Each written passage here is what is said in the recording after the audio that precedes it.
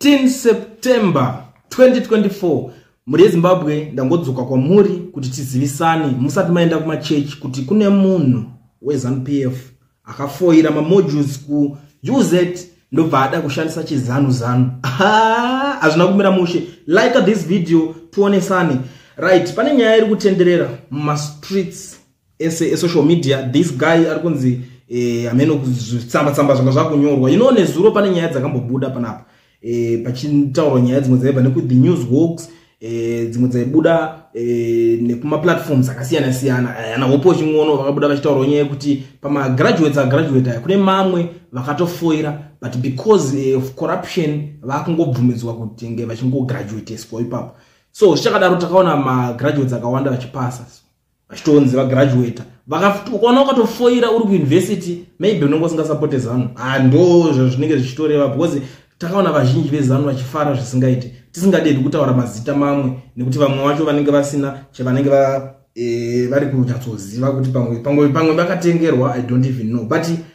panapa tine tsamba panapa iri kunzi ndeyanduna iri kunzi request for remarking of all modules with fail labor law and Chinese. Tsamba racho iri rese raba ndakaisapa ndakaita kusheda, but aitaura achituringa aiwa please komana tai plan pa tsamba dzangu pa zvinhu zvangu ndakanyora izvi paneka kudemanda kakuti teacher lecturer ari biased chinchini we politics what paneka kuthreatenana ngavaita. But ndikuona ata bane mpofu ndiyatanga vataura kuti I'm not saying he wrote the letter, I'm also not saying he didn't write it. What I'm saying instead is that the letter did not write itself. I'm also saying the letter was written by a moron. Either the moron sought to tell a harmful lie about him, or he made a written moronic request. Whichever way you look at it, is the work of a shameless douchebag. Now let the stricken moron go whip. Apa chandipo nje kuti pakufoira kwemkomano iye manje anga kuti mamwe lectures kavanenge vada kundivengera kana kuti amen kuti vari kuda kundivengera kuti pamwe handisi weZANU saka kana kuti ndiri weZANU amini saka vari kuda kumaka pachinoyo vachita zvinhu zvekuda kuti ndidonhedzera pasi. The funny thing is this guy asiri ega munhu weZANU-PF anga ari kuma lectures anga ari ku university kwanga kwakatozara vanhu vakawanda veZANU-PF. Takaona the likes of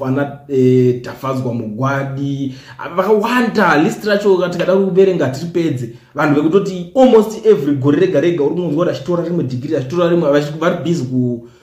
kuzvi upgrade vari kudzidzisa handiti. But this man here seems like akungofunga kuti zvinhu zvese zvemuZimbabwe because ini zviri kubuda patsamba ika mafanisi ari kufunga zvinhu zvese zvemuZimbabwe muno zvinoshanda nekushandisa chimusangano kana kuti chisimba chemusangano ndo pari kuitika dambudziko hombesa ipapa. Problem iyoyo kuti tikatazama namunhu akaita sanduna vanhu vakashandana naMugabe madezi saka chinhu chese vanga vakatojaira chitsika chekuti chinhu chese zvinoitwa chicomrade.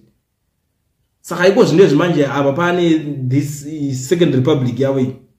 ameno chicomrade chacho chiri kuramba chichiitwa sei because isusu mamwe mapepa nawo aitiudza kuti kune vakagraduate vakafoira but vakazongopinda because of corruption. Now taakuona tsamba dzakulika manje and aita kuti this lecturer uri biased what zvaingonda ungochikidzirana kuti zvinhu zvake zvaaishuvira kuti zvinge zvichiitika zviite papa.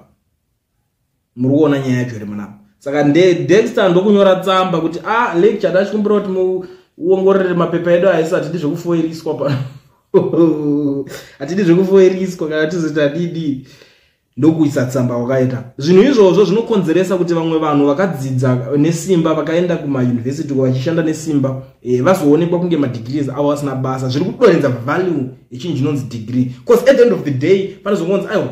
chinhu chichiri kutengerwa ende vanhu votanga kufunga kuti saka zvinhu zvese zvinongoshanda cash kuti zvinge zviri possible kuti zvinge zvichiitika. Muri kuona nyaya iri kunetsa manje. Saka ndo dambudziko rataita pano, ndo dambudziko ratiri kusangana naro ratiri kuona pano hama dzadiwa kunzi vakomana ava vakatanga kunyora tsamba kuma lecturer vachionesa ne ma lecturer. Saka ma lecturers ameno kuti ndiana akazolikisa tsamba iroro baratolika baratobuda it's obvious rinenge rakabuda naye tsamba yelike yega vamwe vari kuti anzi munozonzwa kunzi tsamba handisirini it's not my handwriting handisini ndakadaro saka kunzi pamwe yakanyorerwa tsamba asi tirongoti tsamba ina kuzvinyora yega ndo zvazvitaura naThabani Mpofu panapa maZimbabweans vari kukomplainawo nenyaya iyoyo zvinhu zvinonyadzisa kuti education system iyi inofanira kunge ichiremekedzeka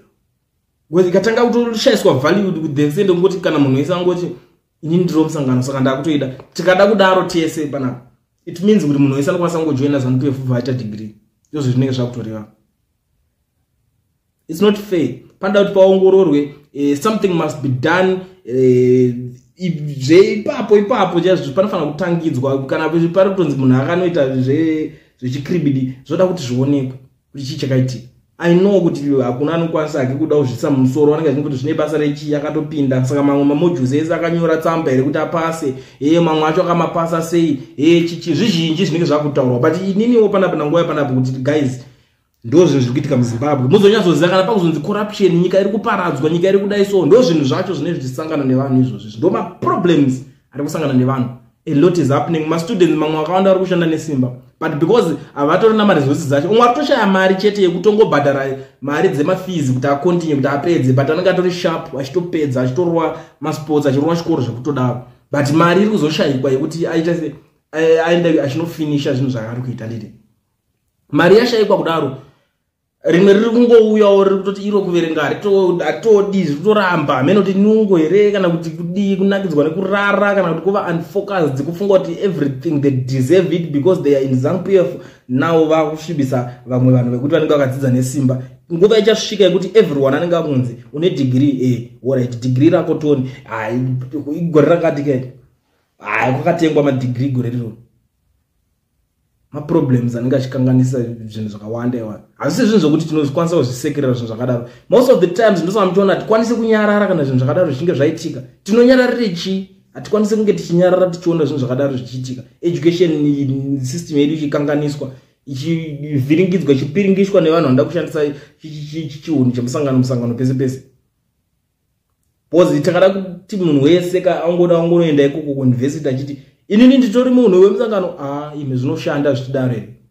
zvasiyana kane mastand itwa chiland parod naye kuti mongosvika mongoti estate land wazvaona saka isusu tisu unestate kasitosupporta ruling party ndo iri kurula state saka takutotora takutotengesa zvasiyana. You can't do that ku education system. Future yevana vedu yekuti munenge muchiparadza zvinhu zvakadaro panofanira kuti nge patone something chinochaitika but I don't know kufoira vanenge vakafoira zvavo but kwakuda kushandisa chigentleman chisina nebasa rese kushandisa chimonya chigandanga mbiri yechicomrade kumakore adarika kuno umwe akambozvitaura kanzi ningi akatenga but takazoti mamwe mazita acho anonetsa cause vamwe vanhu vanenge vachiti inini kuti ndinge ndichifumura zvimwe zvinhu zvikaizvi ndinodawo peace of mind todawo kana peace yekuti ndigarisike ndiri munyika mangu because kune vamwe nokuti ukada kutotinanga kuti ninga akatengera unozonzi iwewe yakuno wakazodai wakutanga kushungurudzwa like muri kuona zvimwe zvizhinji zviri kuitika ma students akawanda mukangoona onaita risai kushungurudzwa kunenge kuchiitwa vanhu ma students mamwe aezinaso vanenge vabuda kavatoti dai amana chikunetsa 40 something vanga vakatosungwa nezuro makazvinzwa mesa nditi 40 something ma students anga vakatosungwa vakazongobudiswa zvavo because of hapana nyaya vakangobuda vasina bail asi vakangonzi free vabuda zvinhu zvakaita seizvo vanhu vekuti vanenge vachitshaya kurwira kodzero dzavo marights anditi no vamana pakadai but kana vanhu ivavo ndo the same ukaona mastudents ndo vanotanga kutozviziva vocomplaina kuti no zvinhu hazvifanira kudaro musadaro mani pavari kucomplaina kudaro tarisai treatment yavari kubva vatongopuwa kutongobatwa makutongosungwa mabatwa kudaro mapedza kunodai so kororasara kuchiitika chimwe chikiribidi futi what more iwewo zvako munhu an ordinary citizen uri kumba kwako wobva wanzwa kuti zvinhu zvakadaro zvaitika unomboita basa nazvo unongoti venga vapedzerana ikoko but mangwana zvinozokurwadza manje wabzobhadhara mari yako mwana wako aenda ikoko akunzi digiri rako wakaita gore ripi zvimadigiri zvisina basa akuignora nemastreets kunzoko zvinhu zvinogona kuzorwadza saka ini ndangoti ndiuye panapa tingoonesana kuti vanhu vari kufoira vari kuzochida kushandisa chizanu kumayunivhesiti ndonyaya hombe iripo hama dzadiwa ndangoti ndarikoni panapa iri sande kudai nasatina edu zvakawanda zvekutaurirana pano hatina nyaya dzakawanda dzatoda kuswera tichiudzana toda kungoti kai yatotinetsa kuti tisiye ichingoenda yakadaro tikati ayo rekedza tingogara taitaura so that vanhu vanoenda kumachechi vachizoziva just in case unoona usangana naye achiganza ari kuchechi achiti achibwa takagraduate takadi shanda nesimba unozongomudza kuti yoka wakashandisa chizamuzvaniwo saka ndozongoti nguva yatingotaura ameno. Ladies and gentlemen, munoona senyaya iyi yandava nayo nhasi ndakakubatirai uri muzoesando dai. Tell me what to think in the comment section. Obva like this video uchindiudzawo kuti poitwa sei apa.